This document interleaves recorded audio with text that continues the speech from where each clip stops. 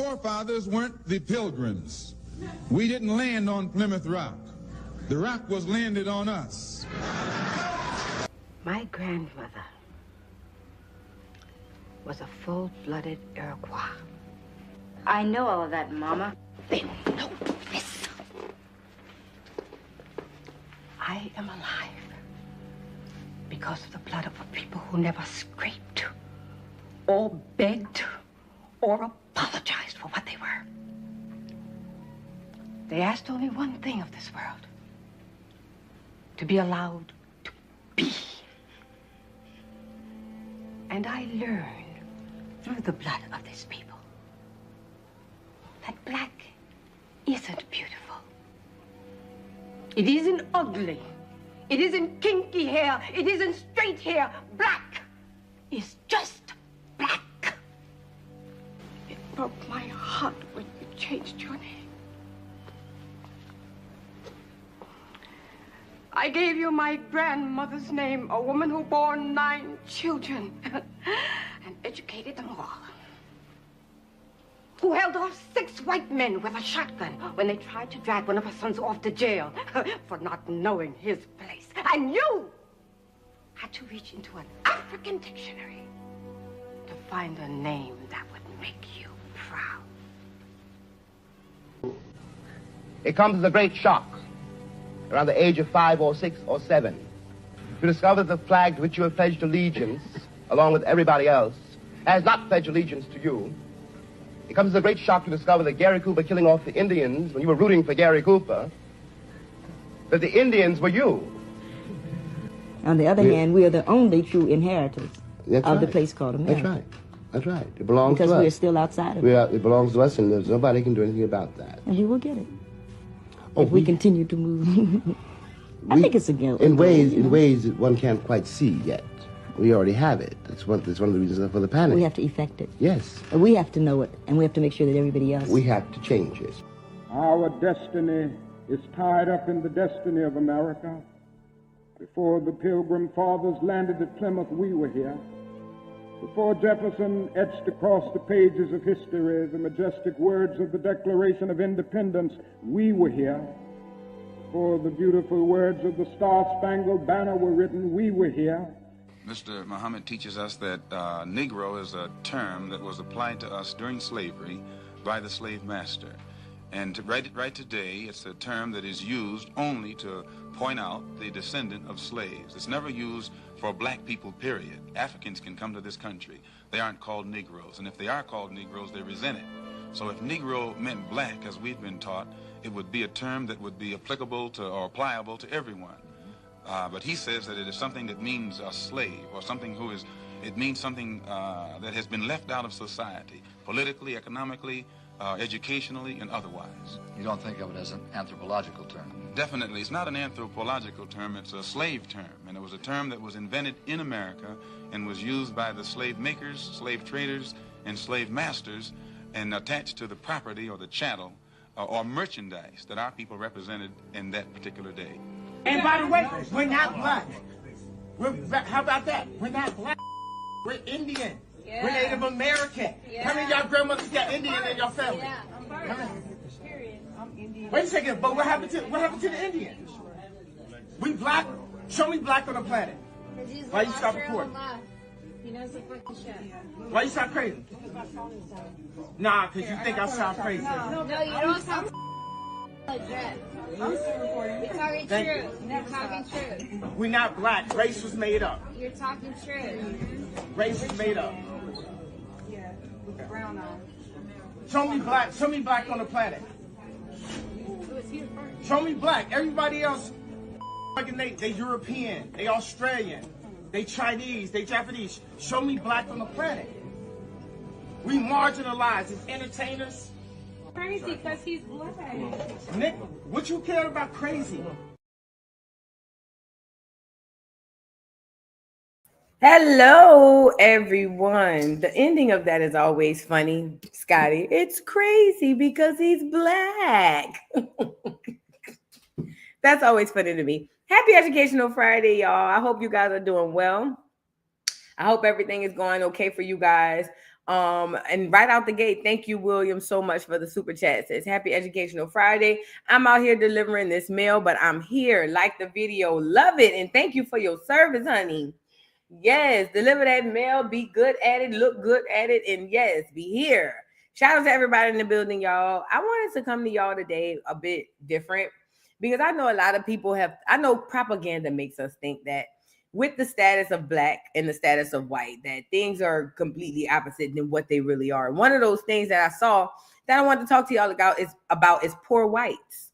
Yes, there are real bad poor off whites, and we're going to talk about that before. We're going to talk about what they were in the past and what they are to now. And I kind of want to touch on a bit of how the wealth was switched, or how the economic power switched from the whites to the blacks, or from the blacks to the whites. Does that make sense? So I know, like, for instance, I can literally start off saying that riots were crazy rampant throughout history in Black America. It just was. But around the 60s, 70s-ish, time, it was like riot at 50s, 60s, 70s. The riots were like crazy. And it was like one thing after another, after another, after another. And it was a lot of civil unrest because economically, things were changing for Black America. We are being pushed out of our communities. We've been put into projects. Most of the projects that a lot of you guys know about, a lot of those came about in the 60s, 70s, and 80s, 50s, 60s, 70s, and 80s. So this is where the economic shift is happening here. Now, we have been taught, I know, at least from my perspective, I have been taught throughout history that, especially living in the Deep South, everybody in the South that was Black was slaves, and all the clear people did very, very well. It was amazing for them, and it was just horrible for us. That was my perspective. It took for me to start actually being around poor white people to realize, hold on, they even more messed up than us. And then it made me think about the history of it, and then I'm starting to put two and two together, and I'm starting to see a coincidence. Y'all know how I feel about the coincidences, but I'm starting to see this coincidence of Black civil unrest happening because economically things are shifting on a downward spiral for Black people. However, I'm looking at the clear people, and silently, quietly, they're kind of like coming up. And remember, I told y'all the cap to this whole economic takeover from the people and the powers that be from Black America was civil rights movement. The civil rights movement with Martin Luther King, SNCC, SCLC, and all them other folks. All of these people helped to siphon all of the economic wealth and power out of the Black community. Okay. It's a whole thing we have to discuss on another video. However, I wanted to discuss these poor whites. So this is what I did. So I did a little slight research. It wasn't nothing. I just went and did a couple Googles right quick because I wanted to see, okay, these poor whites, what is the history on the poor whites, right? Yeah, I'll play it after I read this. So I was like, what is the history on the poor whites? And I saw this article and I was like, oh snap, let me read this. So I see this article. Now, this is talking about the poor whites in the 1800s, 1850s to be exact. Because remember, Black Americans, or as I call us, indigenous copper-colored people, we were already here. If we were doing good, we were already doing good. If you was doing bad, you were already doing bad. There were poor people, middle-class people, and people doing well all over the world, okay? So they had all three different class systems even before the colonizers came. However, nothing was changing as far as, like, systematically, wealth and economic power wasn't siphoned away from us, okay? So you got these people coming off these boats through Ellis Island and all these other ports, and they're literally disease-ridden poor whites. This is not being negative. This is not being mean. But they had to take a series of tests and all types of stuff before they came off these boats into our waters or into our country because they were bringing over stuff that we had never had. Okay? And mind you, there's a hygiene thing that's taking place here as well. Because unfortunately, amongst the poor whites, it wasn't high hygiene statuses going on. Meaning, people wasn't running around making sure they wash their ass. See, like a poor Black American, it don't matter. We still gonna wash our ass. Poor or rich, we gonna smell good and we gonna make sure we feel good. The poor whites wasn't like that. So these are the people coming over here. And mind you, unless you're one of the or groups of people or one of the people who's being appointed in these leadership positions to govern all of these people and govern these places, you're probably a poor white. And that's what we're going to get into in just a bit.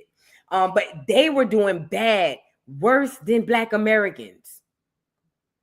And even to this day, they still, a lot of the times, the poor whites do way worse than the poor Blacks. To this day, you just never hear about it. So I saw this article and I wanted to read it to you. Plus, there's a book called Poor Whites that I saw. I don't care to buy it, but we just gonna read the little article. It says, although praiseworthy attempts have been made in various parts of Georgia to diffuse the means of education more extensively than was formerly thought necessary, still there's a class of people in the state that's also still there's a class of people in that state, as also in the Carolinas, who have never benefited by any of these privileges. Now, listen, these are the people, when you be talking on social media or you talking to people random, regular, and you tell them they have white privilege, these are the people who are genuinely like shocked that you really believe that there's such a thing. Because there is a poor class of clear people that the other clears have a huge disdain for. If you ever want to see how mad a clear person get, watch a clear person with any type of status or money go off on a poor clear. That's the best cussing you'll ever hear from a white person ever. Okay? So when you see something, most of the time it's disingenuous, but there are a group of white people who looking like white privilege. Bitch, where? You know what I'm saying? Because it really is like that for them. And it's been like that. It says, and these individuals, though degraded and ignorant as the slaves, are by their little fairer complexions entitled to all the privileges of legal suffrage. It says these people are known at the South by such names as crackers, clay eaters, and sand hillers. Now, I've heard of the term cracker. I just ain't never heard of clay eaters and sand hillers. If anybody has the history on those two terms, please let me know. I've never heard of them until today. These are new terms. I'm not saying we should implement these terms, but I'm just saying this is something new for me. So we got sand hillers and clay eaters. So I guess when the clears was coming down to the South, especially in Georgia, Mississippi with that clay, they must have been out there eating that clay. Okay. Yeah, Tracy. She says, remember the Great Depression? Them whites was jumping out the windows, literally. Absolutely. That's why I say they was the ones on suicide watch, not us. Okay. So it goes on to say, I have previously mentioned the circumstances from which they derive the appellation of crackers. They are called clay eaters because all this class of people, from the oldest to the little children, are as much addicted to the eating of clay as some communities are to the use of tobacco and snuff. So maybe they were addicted to eating clay. That's why they did that. It says this senseless habit is indulged into such an extent that when a person has once seen a clay eater, he can, even after instantly recognize any one of their numbers by their slickly sallow and mostly unnatural complexions. Let them be seen in never so large crowd. Who the fuck wrote this? Children, by the time they are 10 or 12 years of age, begin to look old. Their countenances are stupid and heavy, and they often become dropsical and loathsome to the sight. Those who survive this practice 30 or 40 years look very wrinkled and withered. Their flesh shrunken to their bones like that of very aged people. Wow. They are also called sandhillers from the grounds they usually occupy, which are the barren and sandy districts of Georgia and South Carolina, to which these poor wretches have been driven by the powerful and rich planters who have wealth and avarice sufficient to secure, I don't know if I said that word right, avarice, with wealth and avarice sufficient to secure themselves all the best soil. This part about the population of Georgia and some of the contingent states are lineal descendants of those paupers from England whom General Oglethorpe, I'm sorry.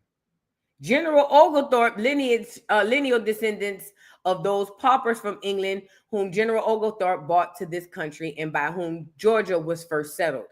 One day we're going to do a broadcast and we're going to go over a lot on the Black Europeans that were here. And a lot of you guys, when y'all do y'all research, y'all are going to find that you have Black European lineage. Not all, but there are some of you that are going to see that. It was a lot going on. It was way more than what we were taught. I'll just say that. So anyway, it goes on to say the same crushed spirit that will ever suffer one to accept a home in an alms house seemed to have been transmitted down to the present prosperity of these immigrants. Remember, immigrants with an E, keep that in mind. And their situation has always been such. They never had the power to acquire education or wealth sufficient to raise them above their original degradation or enable them to shake off the odium they have inherited from their pauper ancestry. They have no ambition to do anything more than just what is necessary to procure food, enough of the coarsest kind to supply the want of the appetite, and a scanty wardrobe of a fabric they manufacture themselves. If they should ever cherish a desire for any other life than such as the brutes might lead, it would be all in vain. For the present institutions and state of society at the South are calculated to paralyze every energy of both body and mind. They are not treated with half the respect by the rich people that the slaves are. So, that's big. It says they're not treated with half the respect by the rich people that the slaves are. So listen, because this is big. Now we're talking about status. This is in the 1850s. They were saying a poor white was worse than a slave. This is status. This is before the color thing was the identifier. This is before all of this. They're saying that a poor white was worse than a slave, okay? It also goes on to say, they are not treated with half the respect by the rich people as the slaves are, and even the slaves themselves look upon them as their inferiors. I have seen the servants, when one of these poor women came into the planter's house dressed in homespun frock, bonnet, and shawl, collect together in an adjoining room or on the piazza and indulge in a fit of laughter and ridicule about her cracker gown and bonnet, as they would call them. Now, this is in 1850. Now, pause. They talking about in Georgia, in the Carolinas, in states as such. Now, from what we were told in the 1800s, even though slavery at this time would have been going on, because they didn't get abolished in 1863, who are these poor slave girls who are capable of laughing at these poor whites? This is the question. And I'm asking this because the way the story was taught to us through roots and all this other stuff, this right here would have got those poor black slaves hung. But these poor black people who were slaves were able to laugh at poor whites. Okay? You need to ask that question. And the reason I'm posing that question to you is, if you understand the construct of slavery the way that it truly was, you understood it was a working thing. It was prisoner of war. It was labor. That's what it was about, labor. A lot of the other stuff was dramatized. A lot of the stuff that you saw were dramatized. It was about labor. It was about free or cheap labor. That's what slavery was all about. That's what the Civil War was about, free and cheap labor. This all typically follows back to the money, okay? So I just find it odd that in 1850, in the Deep South, we talking about the Carolinas and Georgia, a poor white was revered as less than a slave. That should make you question everything you've been taught, okay? It goes on to say, slavery renders labor so disreputable. Slavery renders labor so disreputable. Slavery renders labor so disreputable and wages of slave labor so low that if places could be found where they might hire out to service, there would be little undocumented to do so. Sometimes a young man who has a little more ambition than usually falls to the lot of his people will succeed in obtaining a situation as overseer on a plantation. As such, an office is to them quite honorably or quite honorable. They will most or almost give their service for it. I knew one young man about the age of 19 who took the entire charge of a large plantation and even labored his own hands in the time of preparing the cotton for market for the paltry sum of $50 per year besides his board.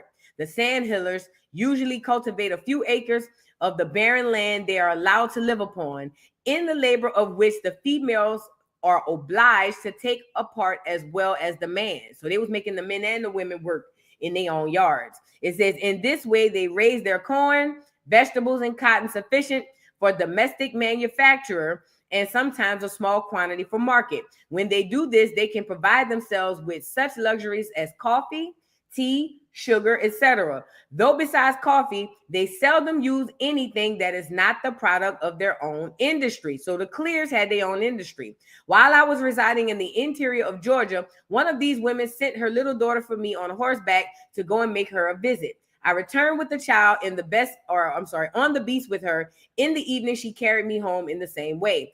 I found this woman living in a small log house, very neat, but there was nothing belonging to it which to term comfortable could be applied. She had a bed, a table, 2 or 3 benches that were used instead of chairs, and a very little crockery. It says the kitchen was a separate little building, of course, scantily supplied with cooking utensils. The entertainment she prepped for me while I sat with her in her little kitchen on a stool consisted of coffee without sugar. They didn't even have sugar for the coffee. Fried bacon and cornbread mixed with water only. She had neither vegetables or butter or any other condiment we consider essential to any repast. Now pause. This is in 1850. This is a black person describing a white person, okay? In Georgia. Goes on to say, in the course of the afternoon, she showed me a roll of cloth she had just taken from the loom, which she told me was all the product of her own hard labor, commencing with the cotton seed. On inquiring if she could not purchase cloth much cheaper than she could manufacture it, she replied she could if her time was worth anything, but there was no labor she could perform that would bring her any money. Now pause. I want to actually say this as well. Do y'all remember how they tell us a story that after slavery, our ancestors were able to make all this money and buy up all this land? One of the reasons for that is because when people went out to hire and source labor, they hired Black Americans. Not only because a lot of them were slaves, but because we were naturally good at what we did. We were the original creators, the original builders, the original architects, the original doctors. That's why everything you see first, it's a Black American at the first. Okay? So that's why it was going like that. But it's just funny that in this time, in this era, knowing that we know, or at least what we think we know about what was happening in the status of these people, it's odd that this kind of story can be told and all this is supposed to be happening at the same time. Okay? And then she can't get no work because a lily white woman who really ain't no good in the sun and ain't good at rearing and making up these kids or making no beds, what are you going to hire her for? What can she do? I would rather get the Black woman to come in and be my maid. I would rather get her to come in and nurse my kids. I would rather get, you see what I'm saying? I would rather get her than the lily white woman who ain't never really done nothing. But that leads to this. If you know that white people were not first hired, you know at one point they were on the bottom, so much so that even a slave was a higher status than a poor white. Let that sink in. In 1850, in Georgia, in the Carolinas, a slave had a higher status than a poor white. We do know that the Ku Klux Klan is going to come up right after this time or around up in this time. who are typically members of the Ku Klux Klan. Let's put the story together. Poor whites, status-wise, less than a slave. Copy. Fast forward, we are going to divide these people.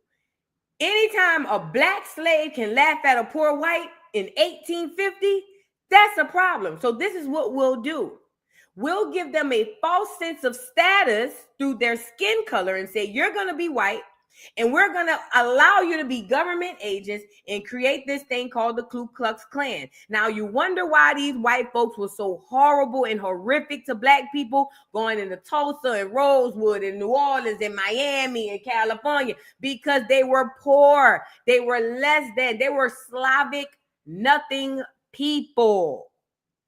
And these people, their descendants are in charge today. Okay? So you wonder why there's this grand scheme to keep you economically enslaved? It's because they don't want to go back to that. And if you think about it, if you're being fair, I don't blame them. I wouldn't want to go back to that either. To where your status is so low, you're less than a slave. A slave. This man describing this lady having coffee with no sugar, grease with no bacon. Like, what's tea? But this is 1850. It says, at that age, when the youth of the North are confined at hard lessons in school for 6 hours a day from one season to another, these children are wasting the springtime of their lives in the fields and woods, climbing trees, robbing birds' nests, and breaking up the haunts and squirrels, and engaged in every such kind of mischief. It says, enough of which is always to be found for idle hands to do. These are the children and youth that are the advantages of education, which some enjoy at the South, have never yet reached and probably never will, till some special effort is made in their behalf by missionary labor. As long as the present feeling between the rich and poor exists, they can never be brought together into the same school. And if this could be effected, it would not be expedient. I have seen the results of such an experiment in my own school. While I am teaching in the north part of Georgia, I gave 2 little girls belonging to one of those poor families their tuition for the purpose of encouraging them to come to school. But the neglect and scornful treatment they received from those who consider themselves their superiors because they had wealthy parents and servants and could dress fashionably, while they were obliged to wear their coarse homespun dresses and contributed to making them so miserable they could be derived but little. Let me go back. It says, contributed to make them so miserable they could derive but little advantage from their instruction. It says, and such will always be the case if attempts are made to bring them into the schools of the wealthy. So now this is what we're dealing with. You got poor white people going against rich white people, and even the rich white people are saying, we don't want them here. They making life hard for the poor whites, just like they're making it hard for the poor blacks. Now, this is the craziest part.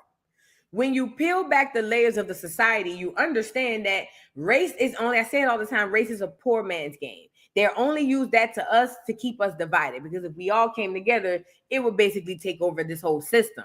So they got to keep us divided, and they got to give these poor people this false sense of status. And they tell them your skin color alone is going to give you that status. But if you've ever been around a rich or a well-to-do or a decent white person versus what they deem to be trailer trash and all that stuff, I'm talking about the best cussing ever. They hate those people. They hate them. Okay.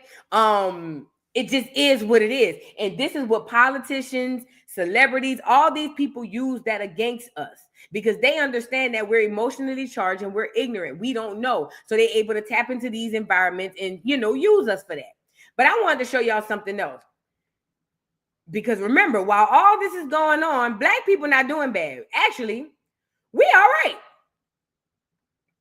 We doing all right at this point in time. Okay, wait, that's the wrong one. I want to show y'all this. Hold on.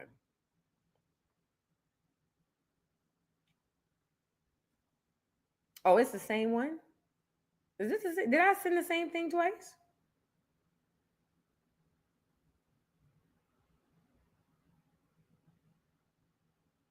No. Okay, here we go. Here we go. So I saw this article and I thought it was interesting, right? And it talks about poor whites being written out of history for very political reasons. And let me tell you this, before we get into this article, in my opinion, the reason why they don't tell you much about the poor whites is because if you know that, then it dismantles a lot of the other lies, okay? It literally does. And then it takes away that fake power that they have. Remember, these clear people only have this power. We only running around here hollering white supremacy because we believe that they have that. That's all. That's it, and that's all. Nothing more, nothing less. The only reason they are in power is because we believe that they are in power. And if we start to know that they come from this and who they really are and start peeling back them layers, that might open too many cans of worms they're not ready for. That might start dismantling some other stuff that they didn't expect. Okay? So let's talk about why poor whites was written out of history for political reasons. It says from the antebellum period to today, Southern white elites are terrified of poor whites and black workers joining hands because they know it is an existential threat to their power. And that's a fact. Capitalism.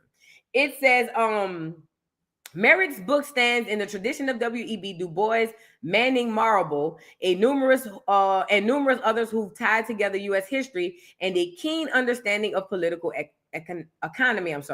The enslavement of millions of Africans warped the South economy, politics, and culture, including in ways that often hurt poor white Southerners.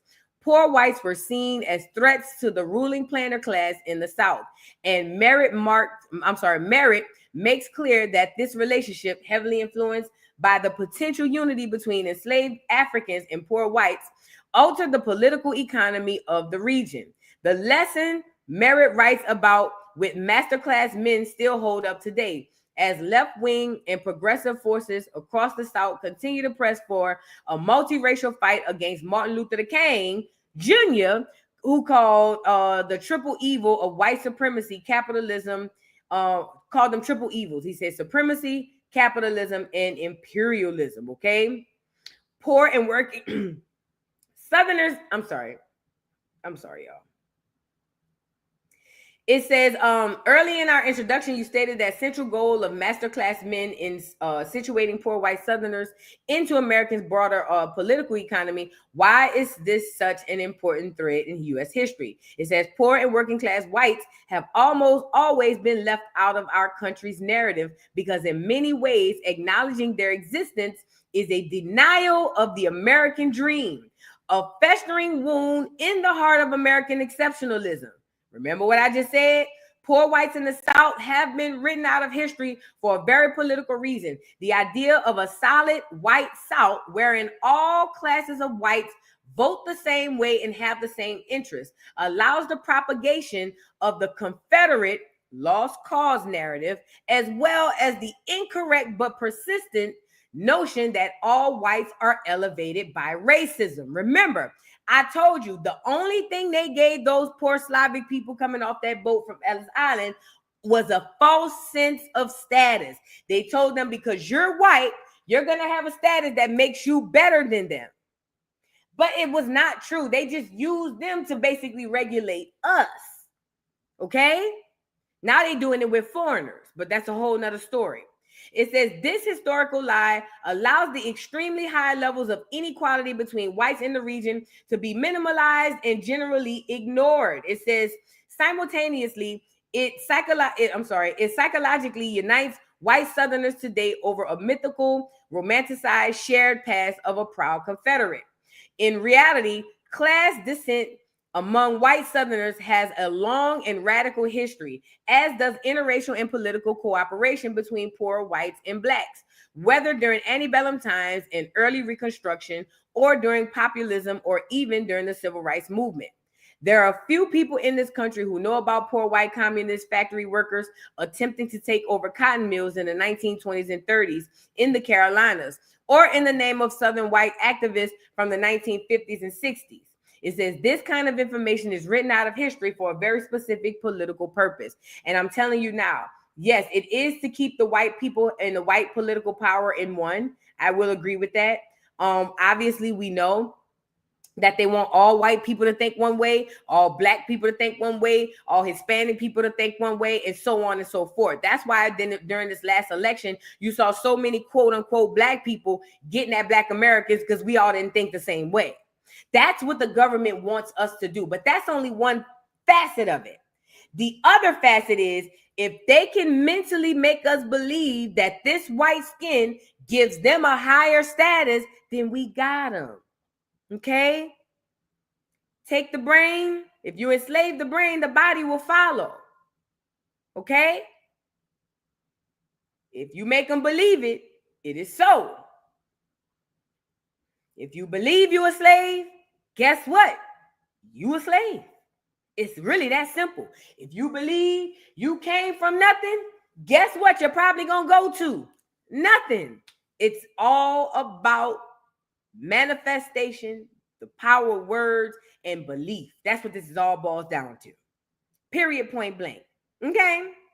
Now, remember, I'm going to keep repeating this because I need you to remember this when I go back to this story. Now, remember, poor whites in history have always existed, but you never hear about them because they don't want you to know that they exist because it kind of messes up the whole grand scheme of how they want us to believe this world has and always been ran. Now, I remember, I think I bought this documentary before. I want to say we talked about it before, but it's called The Harvest of Shame in 1960. And it's a few things that was happening in this documentary that I wanted to show you guys.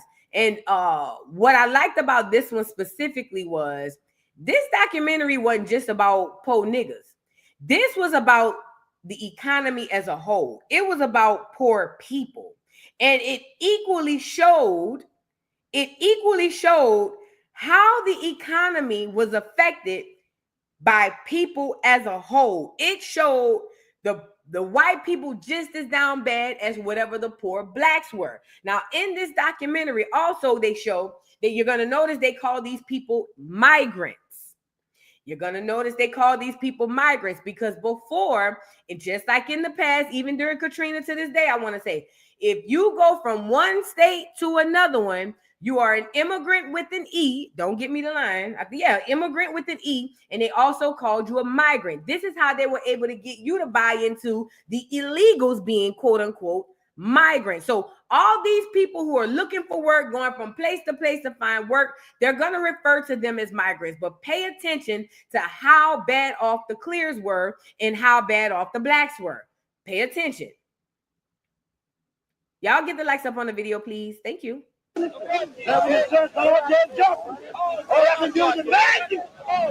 cent box, and you guarantee you if you pull today and we pull what we got to pull today, you'll have $11 in your pocket.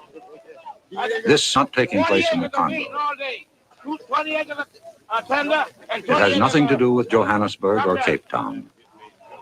It is not Nyasaland or Nigeria. This is Florida. These are citizens of the United States, 1960. This is a shape-up for migrant workers. The hawkers are chanting the going peace rate at the various fields. Now, keep in mind that you heard them call them migrants, but look, all these people out here looking for work. These ain't no these ain't people just trying to live off the. These people looking for work. They can't find jobs. Okay, hold on. This is the way the humans who harvest the food for the best fed people in the world get hired.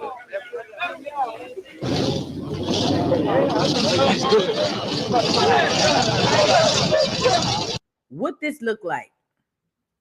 Don't this look like how the Mexicans be when they be coming into America getting jobs?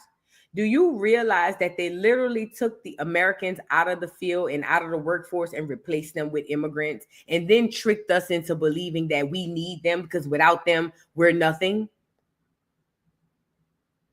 That's literally all they did. They took us out of the workforce, replaced us with cheaper labor through them, and then tricked us 20, 30 years later to believe without them, we can't survive.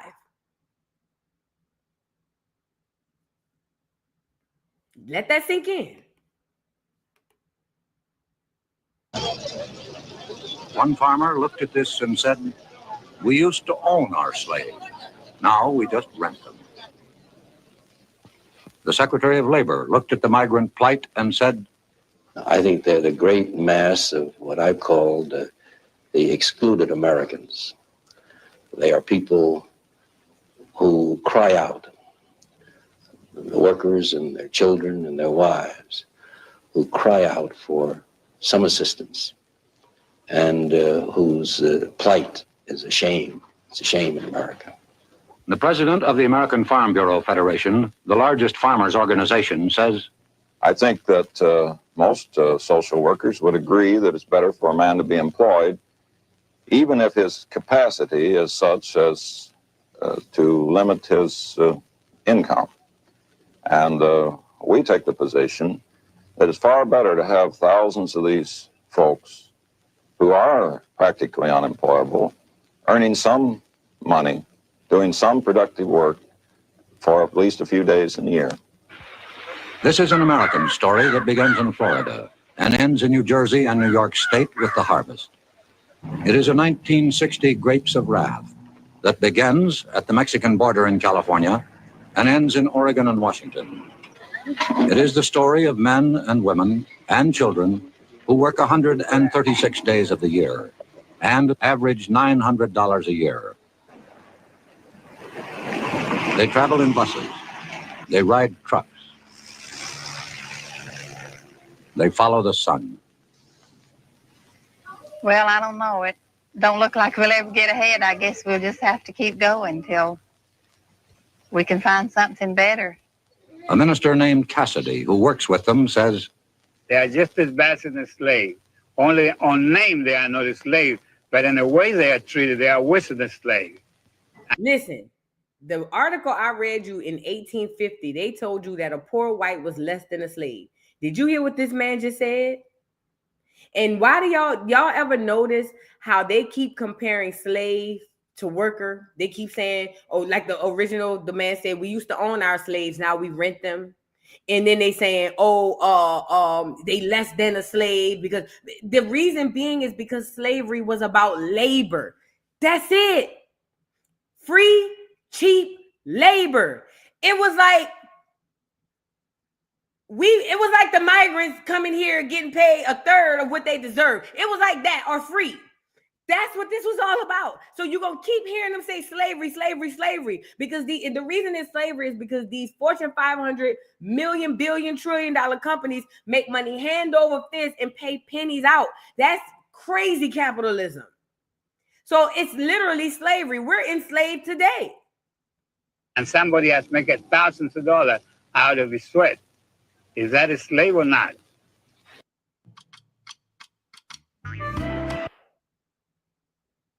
You got to be careful with that word, though. Let me let this commercial go by. Y'all get the likes up, please. Thank you. Migrants, workers in the sweatshops of the soil, the harvest of shame.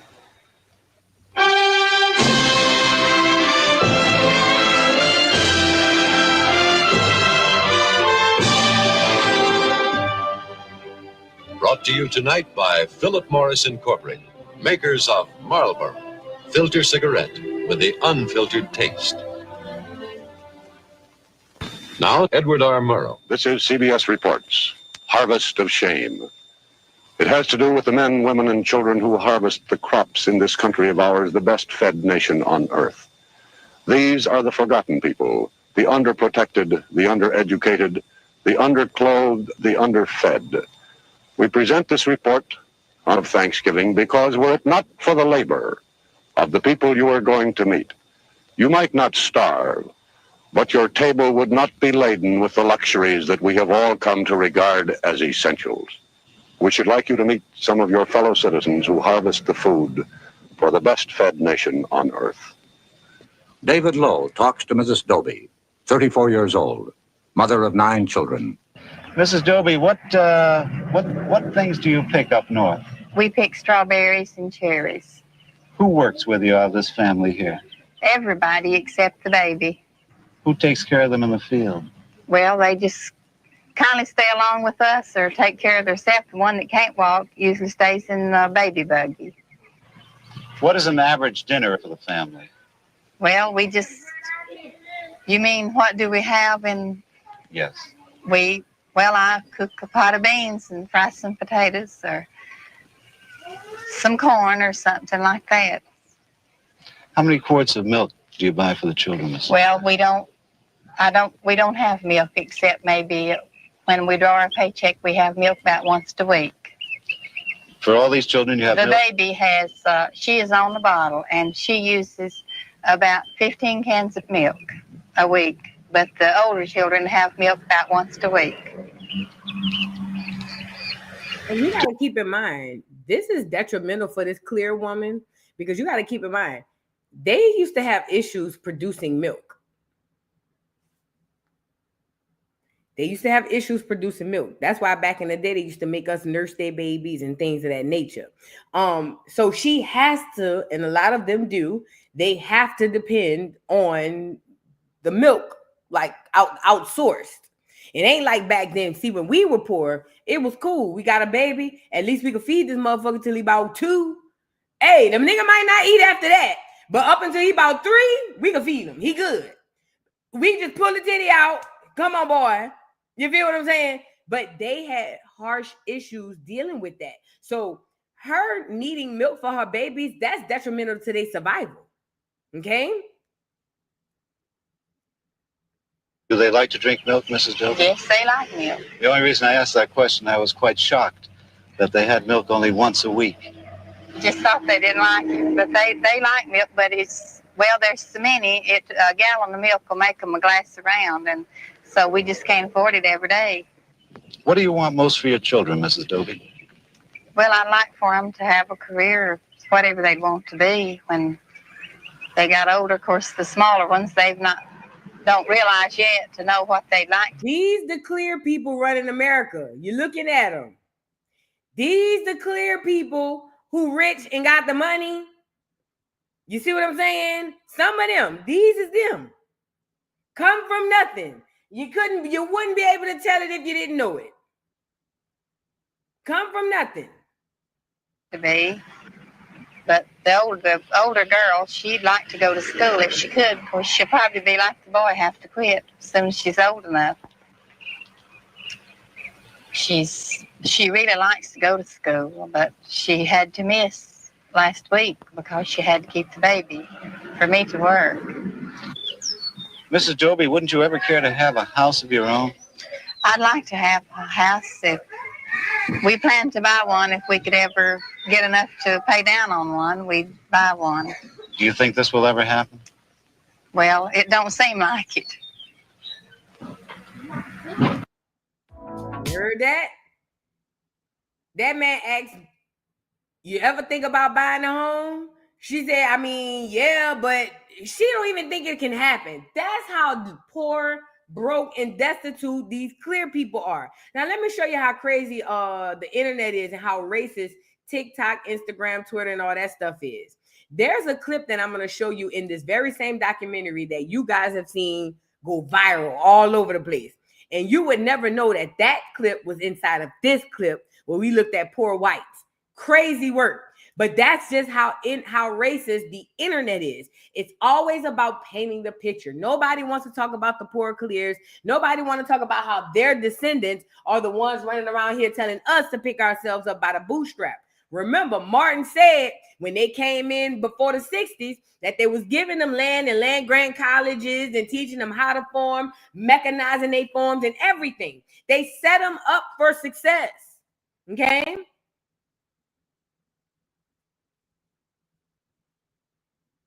Beginning every year.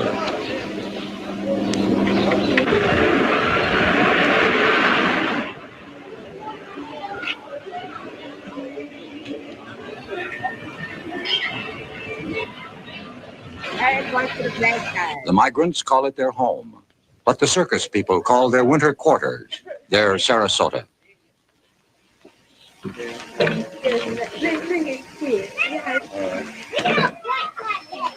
Charles Goodlett, chief of police of Belglade, says, the problem that we have now are the ones that that come here that don't have the money to rent a room. They'll sleep around the bars, in the grass, in the packing houses, around the lake area, in the parks, any place they can find to sleep, to rest for a few hours. They come here with one thought in mind, is to survive till the end of this season and save enough money to get to the next state. Now pause. Watch how, this is why you got to watch every piece of content you consume, and you got to pay attention. When this segment first started and they showed y'all the slums, they showed y'all a bunch of black kids in the slums, no shoes, dirt roads, you know, just messed up. But as you watch the camera pan around this scene, that's a little white girl in that doggone window. Now, why is this important? It's not about what it is. It's about what you want people to think it is. All I got to do is show you long video and long pieces of black people jacked up, and you will just automatically associate this type of poverty and living to those people. Now, mind you, even though the clears we just saw was dirt poor, they gonna put 20 on 10 when they get to talking about the blacks. It's about it's never about what it really was. It was never about that. It has always been about what we can make people believe. That's it. I'm telling you. So look, watch how they do this. Going north. From towns like this throughout Florida and throughout the South, the 2 to 3 millions move out on their annual migration, which ends in late November.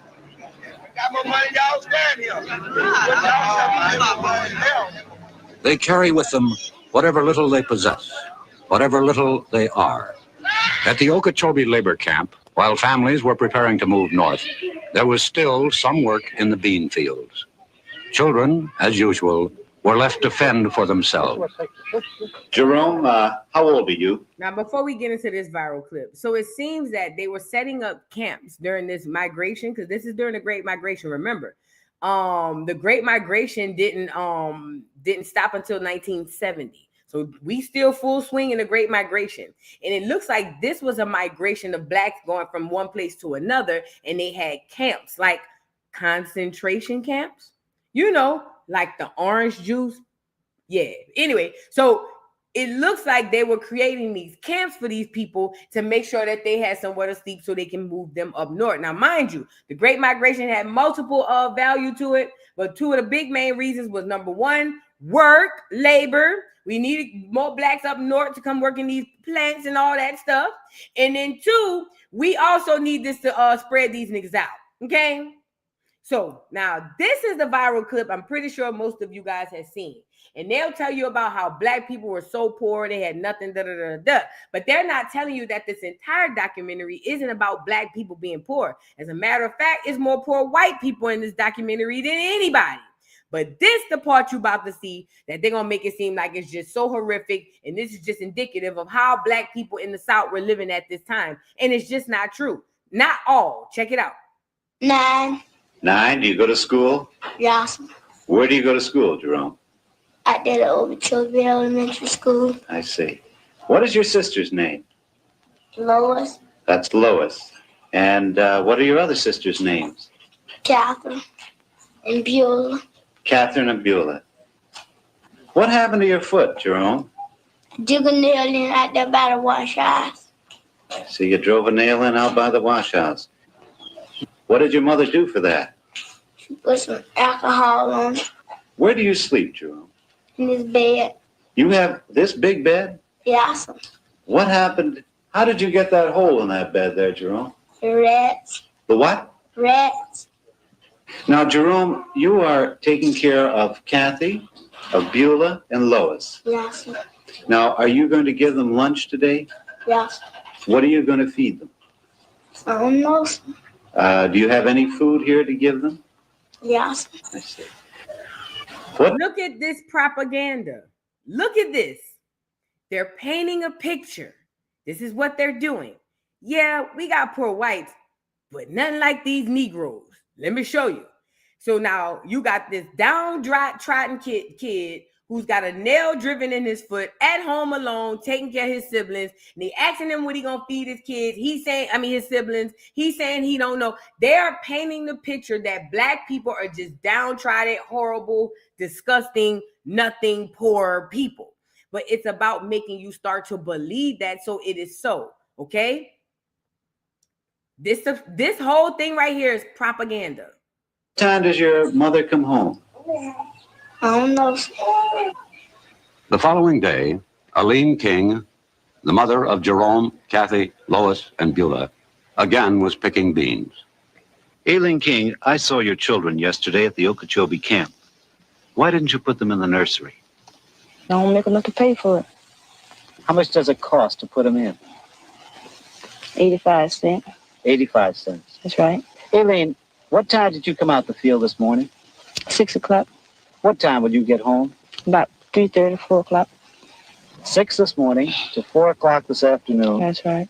How much did you earn? $1. $1? That's right. $1. Is that because the beans were of poor quality? That's right. Has this happened before? That's right. How much will your food cost you today? About $2. Aileen, how old are you? 29. How many children do you have? 14. How old were you when you first started working in the fields? 8. You've been working 21 years in the fields? That's right. Aileen, do you ever think you'll be able to get out of this kind of work? No, sir. All the migrants. Could you imagine being 29 with 14 kids, bitch? You know, in our society today, a woman in her 20s with 4, 5 kids, we'd be like, ooh. My girl was 29 with 14. What's up? And still outside, working 6 to 3:30. What's up? And probably still found time to go get liquor and go down to the juke joint on the weekend. 29 with 14, you know she at the bar. You know she be in the bar after work. 29 with 14 kids, shout out to the sister. But you know what that means. After work, it goes down for her. She ain't going home and go to sleep after work. Okay? That's all I'm saying. Think you'll be able to get out of this kind of work? No, sir. All the migrants travel fourth class. If there is a privileged class, they ride in their own jalopy, in the best Jode family tradition.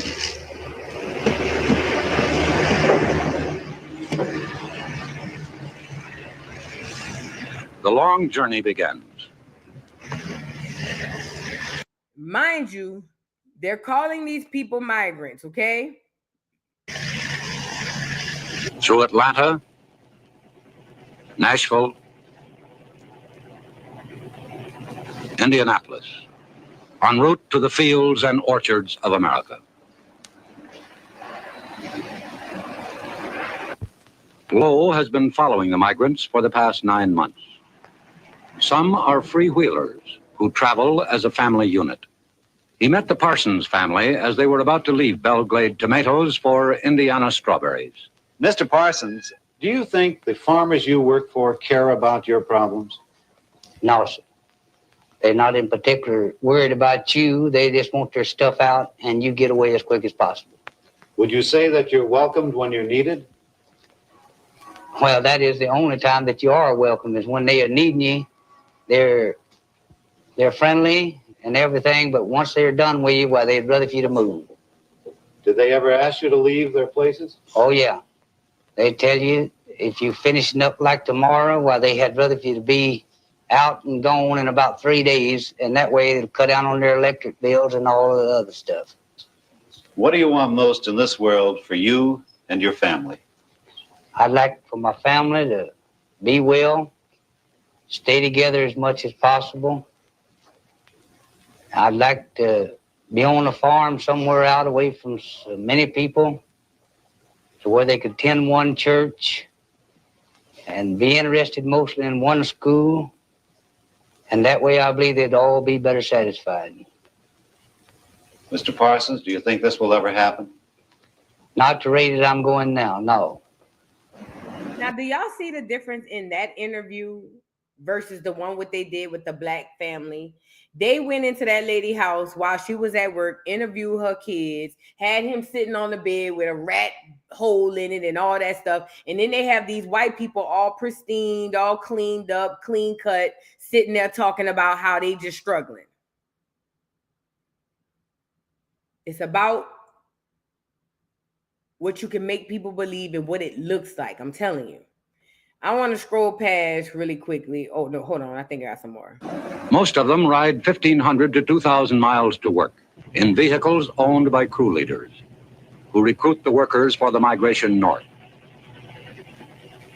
This is the Roach family looking for work. Mr. Roach, how did you happen to come to this place? Them two might have a little Negro in them. He might not be the daddy. Them three. Now, he might be kin to that one. And his nose a little wide, so I'm not sure. And the mama looked like she might, you know, I don't know about these children here. Well, I came to Augusta, and I was talking to some people, and they told me it came on down to Waycross, that there was a lot more work around Waycross, see? Well, how many miles have you been traveling looking for work so far? About 1,600 and something. Mr. Roach, where did you spend the night last night with your family? Over in the woods. Put up on side. Look at them white kids with these nigga noses. Bitch, I know you fucking lying to me. Girl, please. That ain't Anne Reed, none of that man churn. That is not none of that man's children. I don't know if he just came here with that lady. Maybe he met her and the lady already had the churn. That ain't that man's churn. I don't give a fuck with no girl. Them kids do not belong to the man in the interview. And I'm gonna put my neck on the chopping board. And I said what I said. Now, maybe he married her and she already had kids. You know what I'm saying? And he said, I'm gonna just come in and take care of you and your churn. But them is not that man kids. Not none of them. The one with the straight hair got the wider nose than all four of them. Not none of them kids belong to that man. I said what I said. I'm telling you what I know. I ain't been around long enough, but I know what I know. That ain't that man churn.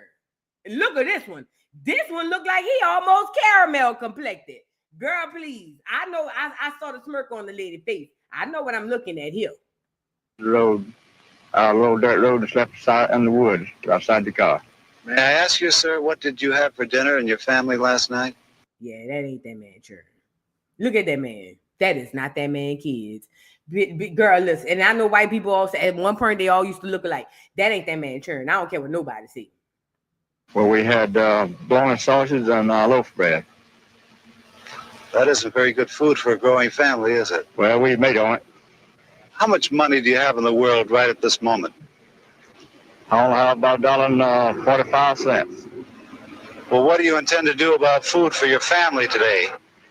Well, I've always worked and I always figured I could get work. I had never been where I couldn't get a little something to do. As I started growing out my natural hair. That poor man, he don't even know. Poor man. I'm pretty sure. You know what it remind me of? Y'all remember that movie, Me, Myself, and Irene? I am a huge Jim Carrey fan. I know all that Jim Carrey stuff. And when he was doing Me, Myself, and Irene, and he had the three black boys that he was staying with his sons. And remember they was over there at the barbecue grill. And the man said, your boys, they got like a year-round tan, don't they? And Jim Carrey was like, don't talk about my boys. He was like, I'm just saying. He was like, they came out of the pool and their hair just started beating off their hair. The water was beating off their hair. I didn't know what was going on. Wait, I got to show you the picture of the children so you can get the picture. On the movie, he said, I just wasn't sure. They came out of the pool. The water started beating off of their hairs. I'm not sure. And old boy was about to hit him, and he said, the kids' dicks are bigger than these sausages, man. And I lost it. That's them three. And I said what I said. Them churn don't belong to that man. Now, he might claim the churn. I'm pretty positive nobody else in his family talked to him. They probably already said the lady wasn't worth a dime. They already know she was a hoe. They already had heard the rumors about her over there with the niggas, but he didn't listen. Now he done married her. He probably have to go off with her, so they don't really deal with them. But I know what I'm looking at. Them ain't none of that man churn. And I said what I said. Them ain't none of that man churn. Okay. Them kids ain't got no relation to that man. And I said what I said. Okay. I know what I'm looking at. I may not be able to see everything, but my eyes can see. Hold on. Like it. A lot of them wouldn't do anything else. Bad housing, flies, mosquitoes, dirty beds and mattresses, unsanitary toilets, and lack of hot water for bathing. One employer of hundreds of migrant laborers was asked, are they happy people? Well, I guess they got a little gypsy in their blood. They just like it. A lot of them wouldn't do anything else. A lot of them don't know any different. That's all they want to do. They love it. They love to go from place to place. They don't have a worry in the world. They're happier than we are. Today, they eat. Tomorrow, they don't worry about. They're the happiest race of people on earth. Mr. Jones, do you think that... You hear how he described the black people that work for him? Because you know this is the same thing as slavery. He said they're the happiest group of people ever. They eat good. They love to travel. Girl. The migratory laborer makes a living wage? They make a poor living. In other words, sometimes it's just like the farmer. Sometimes when things are good, when the yields are good and they can make good money, they make a good living. But take year in and year out from different seasons, different sections of the country, I'd say no, they make a poor living. There are Now, remember I told y'all, I said we need to start getting land. I said, and with the migrants going, a lot of jobs going to be opening. And these are the jobs that are going to be opening, right? Now, I think the black people that we are in 2025, I don't think collectively we're going to be going out in droves to get those jobs. However, we need to start getting land, and all this stuff we was doing for them white folks on their land, we need to start doing it for us on our own land. Because if we can do it for them and have them pay us a small fraction of the profit, why not do it for ourselves? And this is just anything that we got going on. It's not just the plantation stuff, just period. If these people can pay you a small fraction of the proceeds and you do all the work, why not do it for yourself? You see what I'm saying? And I get that from that episode in the Underground Railroad on Prime Video. Y'all go check it out. But no, I didn't get that from there. I got that from the guy who came up with oh girl, the name of it is on my tongue. But the guy who helped come up, who drained the swamp up in Mississippi, Mound Bayou. That's what he said. We done did it all this time for these white folks. Why we can't do it for ourselves? And that's how they created the whole millionaire town of Mound Bayou. I think that that's the kind of mindset we have to start having now. We got to start doing it for ourselves. If we waiting on somebody to do anything for us, it'll never get done. Okay? Let me see if there's any more poor whites on this clip, because I can't give you the whole thing, but I'm trying to give y'all a glimpse into the so-called poor whites. What they don't tell you about weight loss by... We are the migrants. We are doing the work at the time, right? In the 60s. Now, if y'all remember the movie Scarface, which has a setting in the 80s, now you're talking about immigration, migrants, and all that stuff. Now, think about Scarface in the 80s, the movies. In the movie, Scarface came in on a boat with his friends and other Cubans or whatever, and they came in to quote unquote work. These are the jobs they were coming in to take. Now, this is where the immigrants are coming in droves to take over those jobs. We're coming out of the field. We're going into the doggone plants. We going into General Motors. We going into Detroit to Motown to work down to the cars. We doing that. Now, when we move over to that industry, now they're replacing us with the migrants. The only issue is, like I said it before, I'm going to keep saying it, They got us now believing that without them, we are incapable of surviving because we hadn't done it in so long. But we don't even remember doing it. Okay?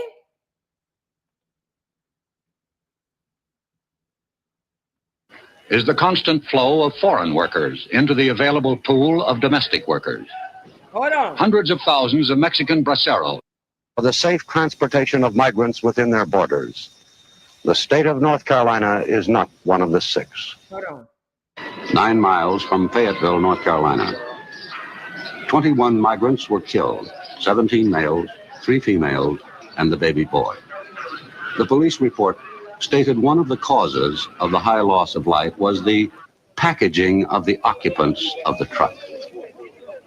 Today, only 6 states have laws. So I see what they're doing here. Remember, they got to make this shit seem organic. So now what they're doing is there was this major accident that happened where 23 migrants were killed.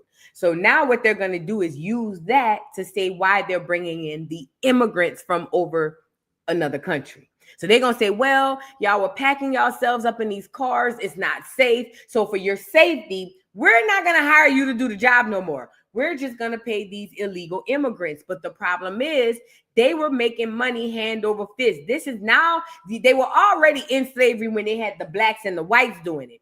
Do you understand how much money they about to make by paying the illegal immigrants? And this is in 1960. We're in 2025. Trump just started kicking them out in 2025. This is the year 1960 we talking about here. Watch the immigrants. Providing for the safe transportation of migrants within their borders. The state of North Carolina is not one of the 6. Secretary of Labor Mitchell. Hardly a year goes by that we don't read in the paper of some very serious accident where sometimes a dozen or more people have been killed purely because there is no interstate standard with regard to safety. Another complication of the migrant stream is the constant flow of foreign workers into the available pool of domestic workers. Hundreds of thousands of Mexican braceros and thousands of offshore laborers from the Caribbean area, hired by contract, depress the wage scale of the domestic migrant. This controversy is most bitter on the West Coast. Joseph Woods, a Marine combat veteran of the Pacific, competes against the braceros. Lowe talked to the Woods family under a tree, which was their home in California. Mr. Woods, how did you happen to pick this spot to camp? Well, someone told us about it, and they said it was all right to camp here. Where do you get your water supply? We go to town after it. And how do you bring it back here? In cans. We have a 10-gallon can. What do you use for sanitary facilities, Mr. Woods? Well, just get by the best we can. How many days will you have to be picking cherries in order to find enough money to move into a house, Mr. Well, Woods? probably quite a few. They usually want a month's rent in advance, so by the time the cherries are over here, we'll be moving somewhere else anyway. Mrs. Wood, tell me about the children. Do they go out in the orchards and work with you when you work? Well, we have taken them out sometimes, but they're a little too small to work.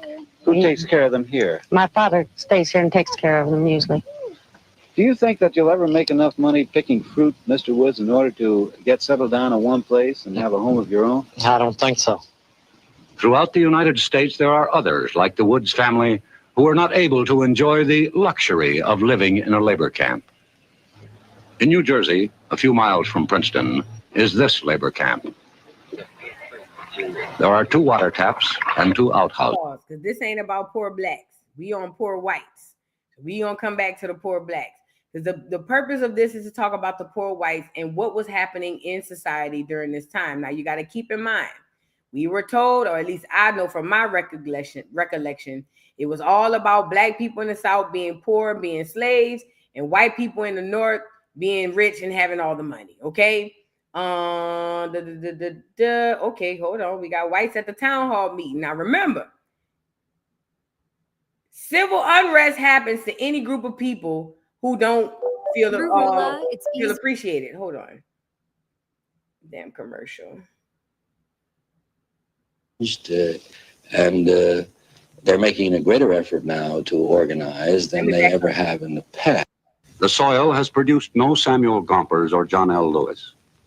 As Secretary of Labor Mitchell states, I think the AFL-CIO in the past has been too preoccupied with other affairs, and probably the farm problem was so tough that they were reluctant to tackle it.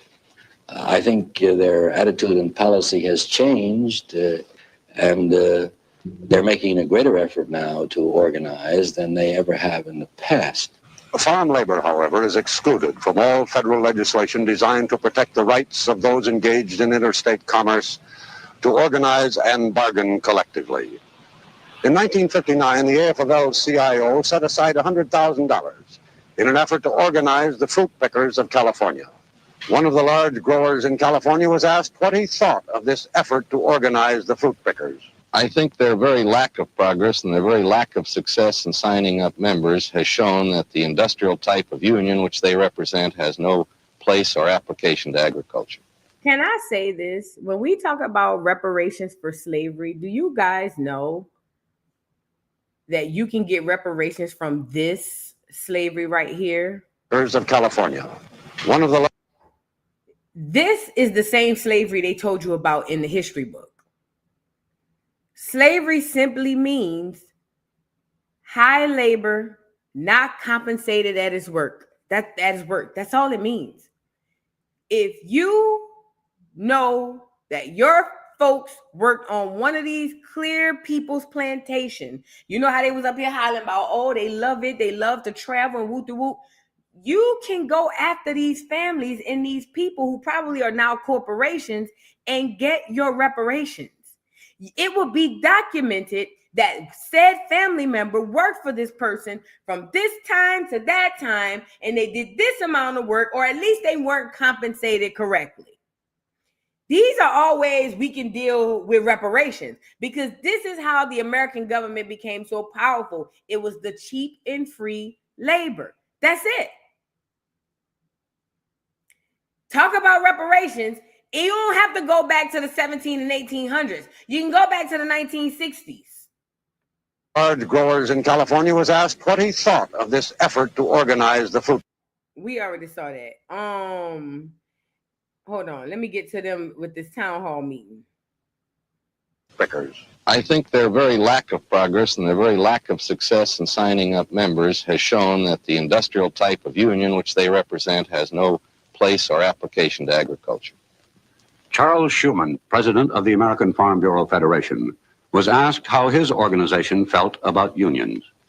I think that the agricultural worker needs to have the right to change jobs, freedom to move about, freedom to quit if he doesn't like it, freedom to protest, freedom to negotiate, or they are organized, but the right to strike at the time of harvest ought to be regulated in some manner. The AFL-CIO Organizing Committee in California thinks differently. Earlier this year, they called a strike meeting of cherry pickers in Stockton. Always on the go for a winter stake in summer, and the pay has been too low. A meeting reminiscent of the days of auto and steel organizing in the 30s. We stand as one or fail. Keep your hand upon the dollar and the dime for every pail.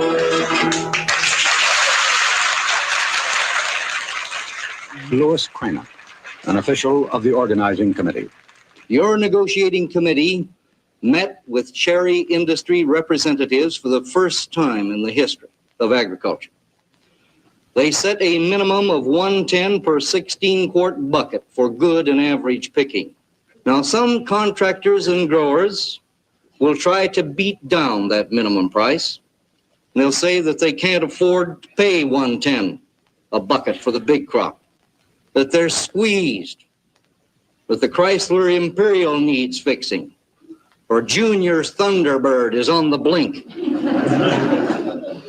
Now it's up to you and the rest of the pickers. It's your program. It represents united action. Sure, you can get a job, but if you can't live on what you make, what good is the job? You make about $5 or $10 today, and tomorrow you just looking for job and stay on the street looking for job. You don't got no job another day. If I do the they let the Mexicans in, but they ain't let no niggas in. I ain't seen a nigga in the audience.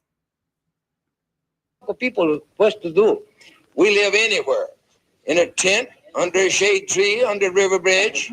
We drink water out of a creek or anywhere we can get it. 5 or 6 families drink out of 1 cup, a tin can, or anything else.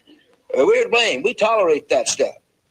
If we stick together and say we won't do it, we won't pick your chairs until you give us some restrooms in the field for the ladies, some for the men, and some water fit to drink, we won't pick them. We get them. All you wanted was that boy hell. How he did that? He must have used to wear his hair like that, like in the old days, like in the 30s and stuff. That boy hell was cold. Fruits of the earth must be harvested to feed and sustain mankind. What have you? Pause. So as you can see, they're unionizing and basically like, listen, we're not going to come out here and work for these folks unless they make these right provisions. Let me really say this as well. Let's really be clear about this. The white people came out of the field. Black people stayed in the field. Yes, they did. Not in droves, but we were coming out slowly but surely. The white people came out and they were replaced with the Hispanics and the foreigners. Now, once we came out of the field, they flooded America with all sorts of foreigners. Now, these are the people who are doing these jobs. Now, what happens is they make it seem like we just don't want to do them, but it's not that. Y'all would rather pay these people 1/3 of what you should pay, and they're going to take the job because they're illegals. That's what they do. Homestead, Immokalee, Pahokee, Belglade, and hundreds of other communities. This is home. New housing is available. The rent, $15 per room per week. The migrant is at the mercy of the weather. This year in Florida, there was a freeze, killing beans, tomatoes, celery, corn. Its byproduct was a bread line. Migratory farm workers are not eligible for unemployment insurance.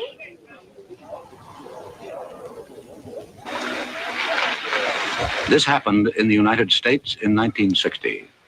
A line of humans waiting for a ration of tinned goods, milk, and bread.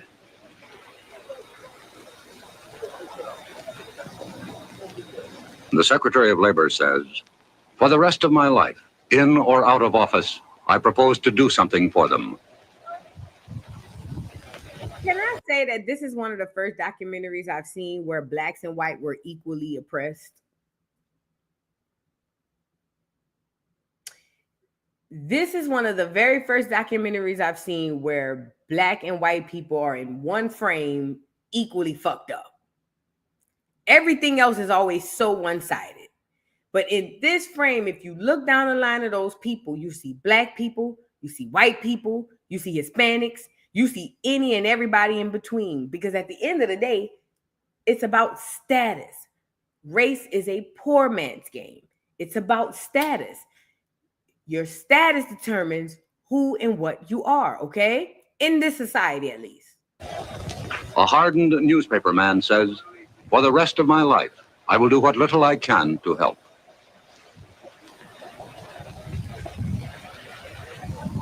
But perhaps Julian Griggs, a chaplain for the migrants, speaks for all of us. Is it possible to have love without justice?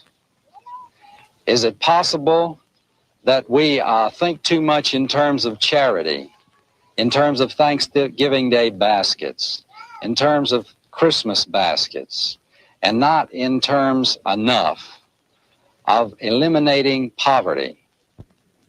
The migrants are back in Belglade, winter quarters, after months of travel and work. One said he brought back $1.65, another said $6. Another said we broke even. We were broke when we left, broke when we got back. We asked them what they thought they could do to help themselves, and they said nothing. What can we do? Last week, a presidential committee made up of the Secretaries of Labor, Agriculture, Interior, and Health, Welfare, and Education made certain recommendations regarding the migrants. Here are some of them. Extend child labor laws to cover agricultural workers. Eliminate residence requirements so that migrants will be eligible for health, education, and welfare programs. A federal law requiring crew leaders to register, thus protecting migrants from exploitation. Extension of workmen's compensation laws to agriculture. New housing regulations. States to pay local school boards for the education of migrant children. There will, of course, be opposition to these recommendations. Too much government interference, too expensive, socialism. Similar proposals have been made before. In fact, 150 different attempts have been made in Congress to do something about the plight of the migrants. All except one has failed. The migrants have no lobby. Only an enlightened, aroused, and perhaps angered public opinion can do anything about the migrants. The people you have seen have the strength to harvest your fruit and vegetables. They do not have the strength to influence legislation. Maybe we do. Good night. Shut up, old white man. Okay, so I'm showing you guys and giving you guys a window of what we read in 1850 about the poor whites and what the status was and how they were living. And basically, like I told y'all at the beginning of this video, they had a status less than of a slave. So that means black and white went out the window. If you were a poor white in those days and you were a black slave in the 1800s, the black slave had better or bigger status than the poor white. Okay, so remember, this race thing came later and it was a way to divide. Now, white people, by and large, I ain't gonna say by and large, but there's a larger number of white people that are real messed up financially and economically than being reported. As we read in the article earlier, they particularly and specifically leave out white economics, especially the poor part of it, because it dismantles everything that they have us believing as a people. If we start to really believe that all these whites aren't that powerful, then it literally strips the power away from them all. So they can't have us thinking that all these whites ain't powerful. That's why typically black people, I'm gonna be honest, we typically sometimes be scared of poor whites, even though they really can't do us nothing. It's a mindset. It's propaganda, indoctrination, making you believe something so it is so. That's what this is all about. You make them believe it, it is so. But the fact of the matter is, what was shown on these documentaries and in this propaganda tool was not always what was really happening, because in the 60s, mind you, this is in 1960. So this is prior to Martin Luther King and his dream, but they rallying it up around this time, okay? Now, but even during and after Martin Luther King's time, Black Americans were economically trying to stay afloat, because remember, the civil rights movement was the end all to cap off Black economic independence. We lost land, we lost homes, we lost businesses, we lost schools, we lost anything that we had to hold on to prior to the civil rights movement. We lost it right after that. Period, point blank. Okay? So we lose it, and now we are in a disarray. This is where your large influxes of riots are starting to happen. And you got riots going crazy in California, riots in Detroit, riots in New Orleans, riots in Miami. It's riots all over the place, because now you messing with my pocketbook. And this is this is the language of Black America. Now, remember, the old saying is the voice of the unheard is a riot or something like that. Don't get me the line on the quote, but it's something on that order. The reason we were rioting in droves across America was because this was a systematic situation happening. It wasn't just happening onesie, twosie here, there. This was happening at the same time all over Black America. Right now, we're going to seemingly elevate white America, because that collectively they're not, but we're going to seemingly elevate white America. And then we're going to basically make these Black Americans or these African Americans or whatever they called us at the time, we're going to make them the permanent underclass. How do we do that? So now Black people seeing this is going into play. You got Black people being put into projects, as we call them, hoods, slums and all this stuff. They putting us all in one big group, and we are losing their minds, okay? We're losing our minds. Now, I saw one riot, and this riot was in Miami that I wanted to share with y'all. And this was in 68. And I'm only sharing this to kind of give y'all a look into while poor whites were over here trying to, rally for change, and they get their status and we're losing. Whites are gaining, we are losing, and we getting outside and we rioting. Check out a little bit of this, a little clip of this riot in 68. And this riot is about economics. Check it out. Black economics. You all are going to provoke it. We would like to see major harm to you. You people are the ones that really cause a lot of this thing to be going on and on.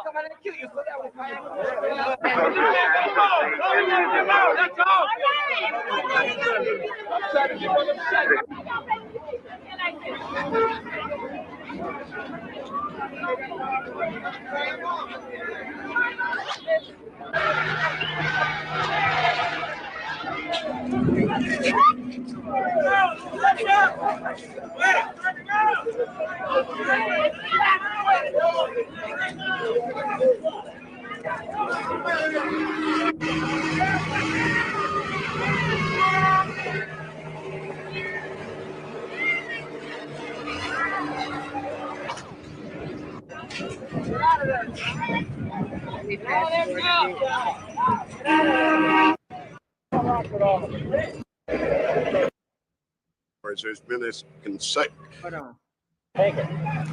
here at the intersection of 67th Street and 17th Avenue for the past 2 hours. There's been this here at the intersection of 62nd Street and 17th Avenue. For the past, they did leave and have been replaced principally by Negro cops. You can see in the background some 15 or 20 young Negroes who are beginning to loot the stores here along 17th Avenue. Oh, and by the way, it wouldn't surprise me if those 15 or 20 young Negroes are paid actors starting the riot to get everybody started, because that's what they've been doing since the beginning of time. There's some concern too, because the mayor of Miami and Governor Claude Kirk had promised to come out here at 2 o'clock for a meeting with those who are complaining and to hear a list of grievances. You can see in the background.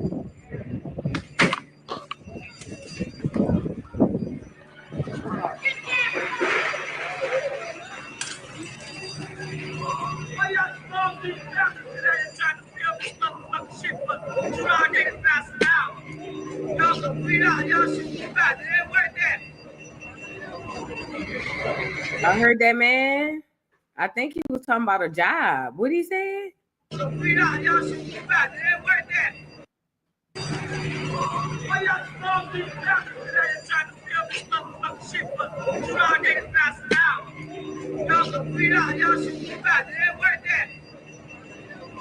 said, why y'all trying to film this shit for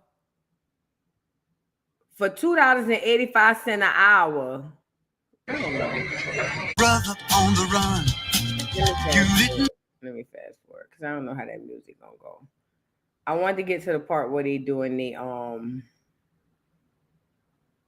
here we go. Now, this is what the part I wanted to show you guys. Now, remember I showed y'all in the past, and I taught y'all this too.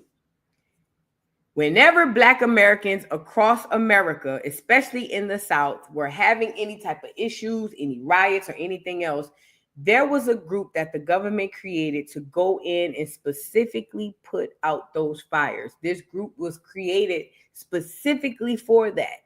And this group will be called the SCLC, also Southern Christian Leadership Conference. Now, this is what involved Martin Luther King, Portia's grandfather, Hosea Williams, and all this stuff, and blah, blah, blah, blah, blah. Now, these people's job is whenever there's civil unrest and black people ready to burn this bitch down, their job is to come in and calm the niggas down. Another group of people that had that job, the NAACP. The NAACP's job, along with Medgar Evers and his brother and all these other folks, were to come into these places where black people have been fed up, ready to jump out the window and go to war with the government and calm the people down. Now, why is this important? This next clip I'm going to show you, this is a clip of the crowds. This is they rioting. They done had enough. They don't want to hear no more. Well, Reverend Abernathy, is that his name? Reverend Abernathy or whatever, Martin Luther King's right-hand man, he's coming out there to calm them down. You guys, wait, let's see what we can do about this. You guys, let's not.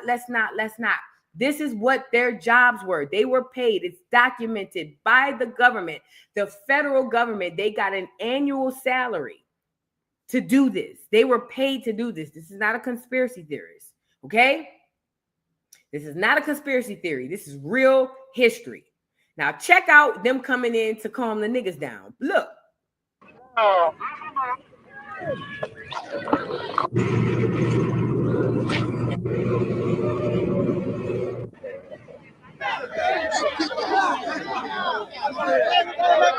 Now, this is the governor.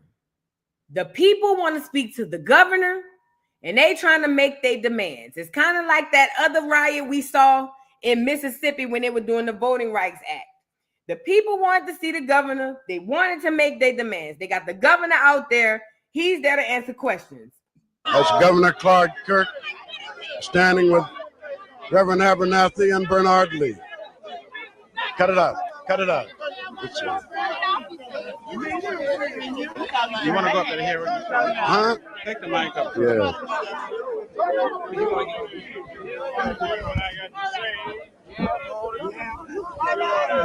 If you want to hear what I got to say, somebody's going to have to be quiet.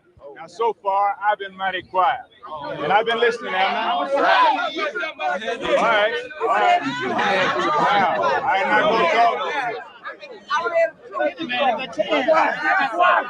Quiet down, man. For 15 minutes, Governor Kirk has been trying to get order, but this is a group of people who recognize that he's been derelict in his responsibility since he's been the governor, and many of them have indicated they don't want to hear anything that he has to say. Here he is now speaking again.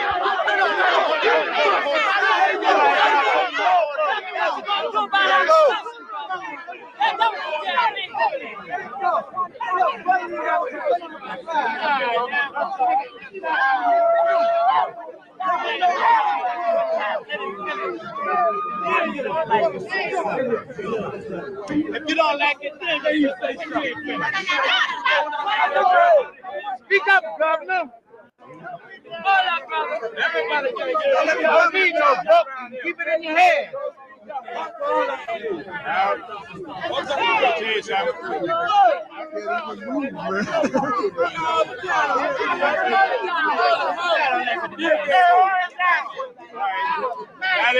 Now then, I'm going to say it, and then you can talk to me one at a time, 5 at a time, and anything you want to do. This is what we have in mind.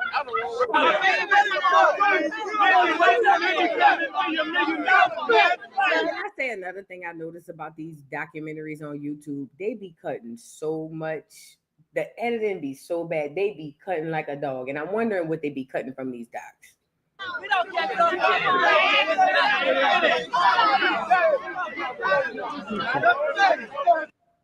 Oh, yeah, I did have a job. I went to the 8th grade. 8th grade. Yeah. You found it difficult to get a good job? Yeah, it is. Very difficult. Why do you think so? Well, see, because I ain't had the high school education to get it. Mm-hmm. Well, in the job you do get, you don't get the right amount of money for it. What kind of money do they pay you on a job when you work? Well, they start you off with $1.65 and you work a whole year, and then still you don't even get a raise, 10-cent raise or a knuckle raise. That ain't no money. How much do you have to pay for a pack of cigarettes here in Miami? 50 cents. 50 cents for a pack of 50 cigarettes? cents for a pack of cigarettes and $20 a week for rent. And it's going up on that. And they pay you $1.65 an hour. Tell Mike's eating up the house. Sir, just say it, young man. How old are you? 22. 22. What do you do? I drive forklift. Sir? Drive forklift. How much can you make a week? About $85, $90. I make $2 an hour. $2 an hour. You're a little better off than Yeah, I'm a most little better Negroes off. here, are Well, you I've not? been there so damn long, you know. How long you been there? About 2 years. Yeah. You drive a forklift. Yeah, right. Just to talk to all three of you, young man. Thank you very much.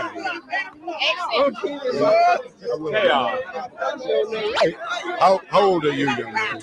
As you can see, jobs and everything is being sucked out of the Black community. These people are here rioting because they can't find living wage jobs. Prior to this, they were working, everything was good. They are now siphoning the very last of our economic power or any economics period up out of us. Even these jobs we had, a lot of times we were working for local companies and all that stuff. They need us under this systematic slavery system. You can't work for the mom and pops. So a lot of people that were closing businesses, it was crazy. These people are in Miami in 1968, ready to burn the whole thing down because they economically are doing poor, and it's because of the government on purpose. That's why they're down there rioting. 25. What complaint here tonight? My complaint is I'm a taxi cab owner. I own 3 taxi cabs in Dade County. And I want to know why is it I can work on Miami Beach at least an hour or two a day to help ride the people while the public convention is going on. Do you mean that they won't allow you to drive your cabs on Miami Beach during the convention? The only cab that let work over there is a white cab was already over there. Why does it? You see that? Now he owned 3 cabs. He's saying during the Miami, whatever convention they got going on, they wouldn't even allow him as a Black man to drive one of his cabs over there to make money for an hour or two. These are all things you can go back and be repaid for. These are all reparations. This is around the time the tides are starting to shift. The whites are taking over, the Blacks are being poor. This is one of the ways they slowly taking our wealth away from us and even our power. What reason did they give you? They ain't give no reason. They just say you can't work over, that's all. Do they stop white cab drivers from Miami from going over there? I'm not for sure about that, but I know the only cab that didn't work on Miami Beach is white cab. And I know it's some Negroes over there riding cab, so I don't know why they want us to go to work, at least while the convention's here. And I know they can't serve all the people over there because I listen to the radio, and instead of begging for cab to send to the people, they don't have no cab to send to them. They won't let us go over there. You are, in a way, a businessman here, then, are you not? Yes, sir. Very surprised that it happened here. Thank you. Thank you very much for talking to me. Yes, sir. Appreciate that.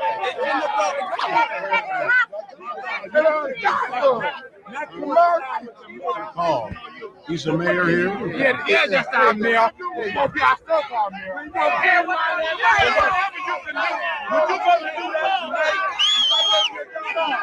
Have y'all noticed we don't do this no more?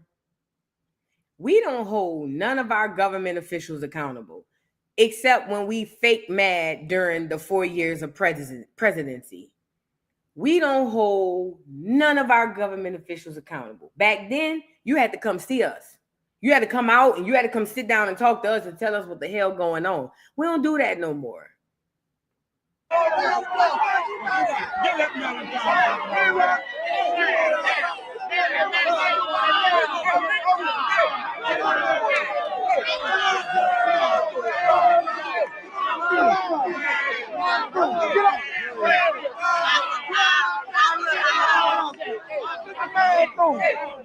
Get on out the way. This is a disc jockey they call Butterball here in Miami, who's quite popular. Why y'all think they went got the DJ? They went got a DJ, my nigga. There's a governor and a mayor on stage. They went got the DJ. You want to know why they went got the DJ? The same reason why they went got T.I. to tell y'all to stop looting downtown Atlanta. You see why these people are here? Do you see why these people are here? If you remember during George Floyd riot, when they were downtown looting the CNN building and all of that stuff, who did they go get? Killer Mike and T.I. The governor and the mayor can't do it, so they went got the DJ. You get it? That's their real jobs. They are sheep herders. Hey, y'all, look at the DJ. Now he supposed to herd his sheep. Look. Wait 1 minute. Let me say one thing. Wait just 1 minute. When the school was on the scratch, he went on his tour with his wife. Hey, I want to tell him this. Let me say one thing, please. I just talked. Listen to me now. Listen. I just talked to some of the fellas down the street.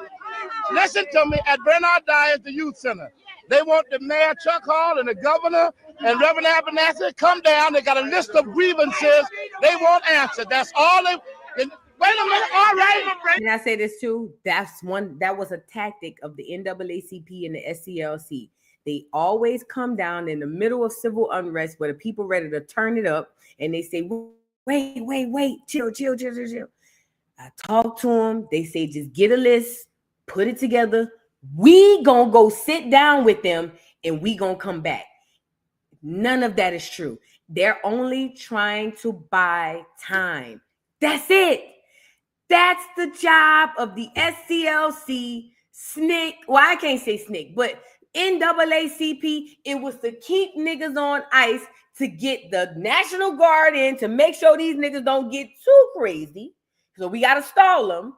And then number two, we got to keep them under control. So now you had to go get the disc jockey to come and tell them, hey, chill. We just need to put together a list and go back to them. They did this all over the South. All over. I can't preach on the North, but all over the South. Everywhere niggas was about to turn up. Here come one of these old ass niggas from one of these conferences, one of these SCLC. Oh, let's just put together a list of demands. That's just to buy time so the National Guard can come in the military in case you niggas get too many bright ideas. Give him a break, brother. All right. All right. Wait a minute. I'm with you, baby. I'm with you. You think